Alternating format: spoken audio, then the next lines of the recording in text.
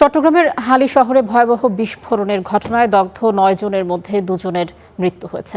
একজন ঢাকায় আনার পথে এবং আরেকজন রাজধানীর জাতীয় বার্ন ইনস্টিটিউটে নেয়ার পর মারা যান।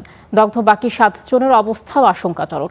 তাদের প্রত্যেকেই ৩০% বেশি দগ্ধ। একজনকে রাখা হয়েছে আইসিইউতে।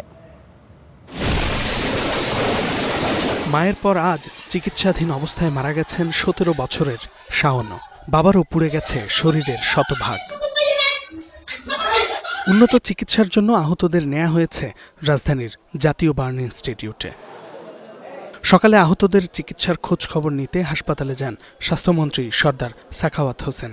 জানান, আহতদের সর্বোচ্চ চিকিৎসা নিশ্চিত করার পাশাপাশি প্রয়োজনে সব ধরনের সহায়তা দেয়া হবে। আমাদের অ্যাভেলেবল যত ফেসিলিটিস আছে, মেডিসিন আছে, সব হসপিটাল কর্তৃপক্ষ দিচ্ছেন। বাকি যদি আরও কিছু লাগে আমি আশ্বস্ত করেছি, আমরা উভয়ই আমাদের হাসপাতাল কর্তৃপক্ষকে আমরা সেটা যোগান দেব। গ্যাস লিকেজ জনিত এমন দুর্ঘটনা প্রায়ই ঘটে। এ ধরনের দুর্ঘটনা রোধে এখন থেকে সংশ্লিষ্ট ৩ মন্ত্রণালয় একসঙ্গে কাজ করবে বলে জানিয়েছেন দুর্যোগ ও ত্রাণ মন্ত্রণালয়ের মন্ত্রী আসাদুল হাবিব দুলু। মেয়াদোত্তীর্ণ সিলিন্ডারগুলো ব্যবহার করা হয়, এগুলোতে কিভাবে একটা নিয়মের মধ্যে নিয়ে আসা যায় সেগুলো নিয়ে আমরা অল্প সময়ের ভিতরে ৩ মন্ত্রণালয় বসে কাজ করব, যাতে করে ভবিষ্যতে এই ধরনের দুর্ঘটনা থেকে কম ক্ষতি হয় সেই ব্যবস্থাটা করার চেষ্টা করা হবে। হাসপাতাল কর্তৃপক্ষ জানিয়েছে, চট্টগ্রামে বিস্ফোরণের ঘটনায় চিকিৎসাধীন সবার অবস্থায় আশঙ্কাজনক। সকালবেলা আমাদের আরেকজন বাচ্চা মারা গেছে, শাওন নামে 16 বছরের একটা বাচ্চা মারা গেছে।